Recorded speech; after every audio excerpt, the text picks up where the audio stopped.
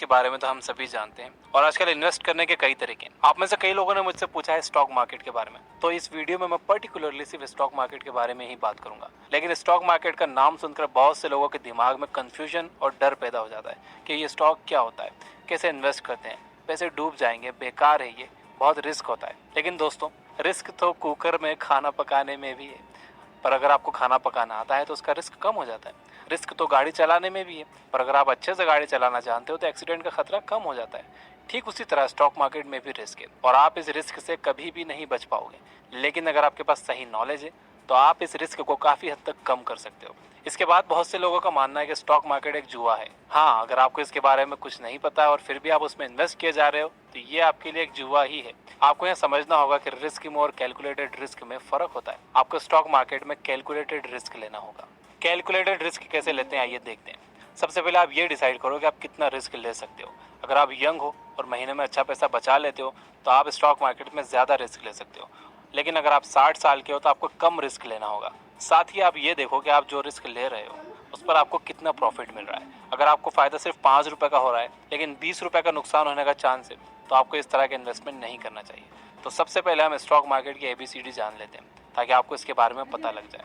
हर company को grow करने के लिए पैसे चाहिए होते हैं। कंपनी के फाउंडर के पास अगर पैसे हैं तो खुद के पैसे उसमें लगा सकता है, कुछ अमीर लोगों को मनाकर उनसे अपनी कंपनी में इन्वेस्ट करवा सकता है या फिर पब्लिक फंडिंग के जरिए पैसे ला सकता है।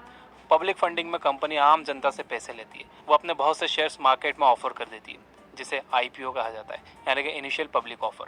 फिर आम लोग इस शेयर को उस IPO के जरिए खरीदते हैं और कंपनी के हिस्सेदार बन जाते हैं। इस तरह से कंपनी को ग्रो करने के लिए पैसे मिल जाते हैं। एग्जाम्पल के लिए अगर एक कंपनी की कीमत 3 करोड़ है और उसने अपने 3 लाख शेयर्स निकाले तो उसके हर एक शेयर की कीमत होगी 100 रुपये। अब अगर आप उसके 20 शेयर्स खरीद लेते हो तो आप उस कंपनी में 2000 रुपये के मालिक बन जाते हो। आपका उस कंपनी में 2000 रुपये का हिस्सा है। इसी हिस्से को शेयर कहते हैं और अब आप उस कंपनी के शेयर होल्डर बन चुके हो। इसके बाद अगर वो कंपनी फ्यूचर में ग्रो करके 6 करोड़ की हो जाती है तो उसके एक शेयर की कीमत 100 रुपये से बढ़कर 200 रुपये हो जाएगी। आपके इन्वेस्ट किए गए 2000 रुपये 4000 बन जाएंगे। वैसे ही अगर कंपनी लॉस में जाकर 1 करोड़ की हो जाती है तो उसका एक शेयर 33 रुपये का हो जाएगा। आप जब चाहे अपने शेयर्स को बेचकर अपने पैसे को वापस पा सकते हैं। अगर आपको लग रहा है कि कंपनी डूब रही है या फ्यूचर में वो आपको प्रॉफिट कमा कर नहीं दे सकती तो आप उस कंपनी के शेयर्स को स्टॉक मार्केट में बेच सकते हो और उससे अपने पैसे वापस पा सकते हो। कंपनी को जो प्रॉफिट होता है तो वो कभी कभी उसे अपने शेयर होल्डर्स में बांट देती है। या तो वो अपने शेयर होल्डर्स को पैसे दे सकती है या फिर उसे और शेयर्स दे सकती है। इसे डिविडेंड कहा जाता है। कंपनी के शेयर्स के दाम तब बढ़ जाते हैं जब इसे बहुत से लोग खरीदना चाहते हैं। मार्केट का एक यूनिवर्सल लॉ है, if demand goes up price goes up and vice versa. इसका मतलब है अगर एक कंपनी बहुत प्रॉफिट कमा रही है तो उसके स्टॉक्स बहुत से लोग खरीदना चाहेंगे। अगर उसके स्टॉक्स बहुत से लोग खरीदना चाहेंगे तो उसकी डिमांड बढ़ जाएगी और उसकी कीमत भी। ठीक इसी तरह अगर कंपनी नुकसान में जा रही है तो उसके स्टॉक्स कोई नहीं लेना चाहेगा।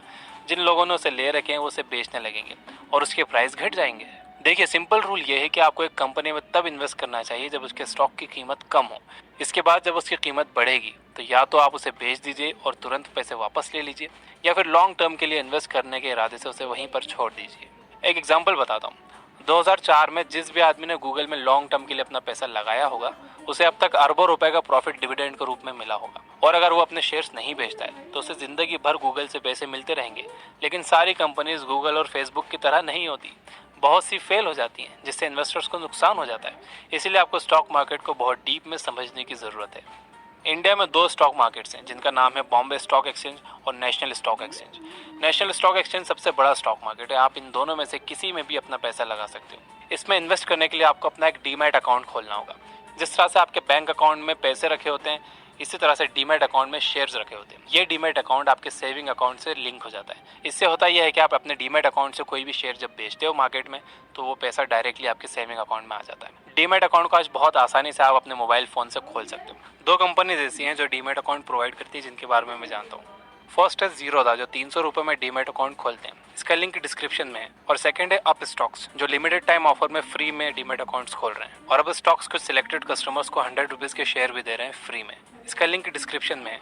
अगर आप एक स्टूडेंट हो, आपके पास पैसे नहीं है इन्वेस्ट करने के लिए, तो भी आपको डीमैट अकाउंट तो खोलना ही चाहिए सीखने के लिए। स्टॉक मार्केट में रिस्क तो होता ही और इस रिस्क को कोई भी कभी भी ख़त्म नहीं कर सकता।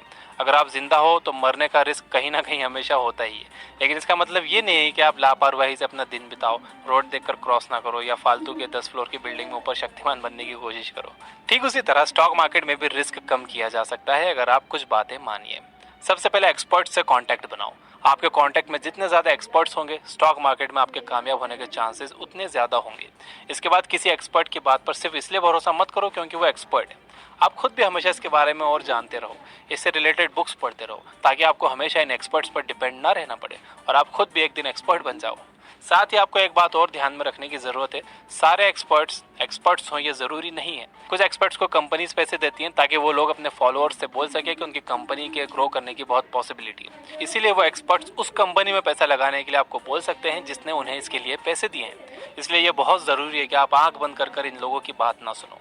एक स्टॉक मार्केट एक्सपर्ट है जो टेलीग्राम चैनल चलाते हैं, जो बिगिनर्स को मार्केट के बारे में बताते हैं, उनकी हेल्प करते हैं। उनका लिंक भी मैंने डिस्क्रिप्शन में दे रखा है। दूसरी बात जो आपको ध्यान में रखनी चाहिए वो ये कि किसी भी कंपनी में इन्वेस्ट करने से पहले उसका बैकग्राउंड जरूर चेक करो। ये देखो कि पिछले कुछ सालों में कंपनी ने कितना प्रॉफिट कमाया है, उसने अपने शेयर होल्डर्स को कितना डिविडेंड दिया है, उसके फाउंडर्स कैसे हैं, उसका मैनेजमेंट कैसा है, उस कंपनी की टीम कैसी है। आप उस कंपनी के हर पहलू को अच्छे से परखिए और फिर ये फैसला कीजिए कि वो इन्वेस्ट करने लायक है या नहीं। इसके बाद ये देखिए कि इस कंपनी के फ्यूचर में ग्रो करने के चांसेस कितने हैं। आप सोचते होंगे कि टेक्नोलॉजी और गेम्स की कंपनीज बहुत फायदा कमाती हैं। ये सच है, लेकिन वो ज्यादा दिन मार्केट में नहीं रहती। लोग एक ही गेम खेल खेल कर ऊब जाते हैं, अब वो चाहे पबजी हो या पोकेमॉन गो। इस तरह की कंपनीज शॉर्ट टर्म में फायदा कमाने के लिए अच्छी होती हैं, लेकिन लॉन्ग टर्म में ये फेल हो जाती हैं क्योंकि लोगों को हमेशा कुछ नया चाहिए होता है। ज्यादा फायदा कमाने के लिए आपको एक कंपनी में लॉन्ग टर्म के लिए इन्वेस्ट करना होगा, लेकिन अगर आप शॉर्ट टर्म में पैसा लगाना चाहते हो तो उसमें भी कोई बुराई नहीं है। बस आपको उसमें फायदा कम होगा या हो सकता है नुकसान हो जाए। अगर आपको वाकई एक दिन वॉरेन बफेट और राकेश झुनझुनवाला की तरह एक बड़ा इन्वेस्टर बनना है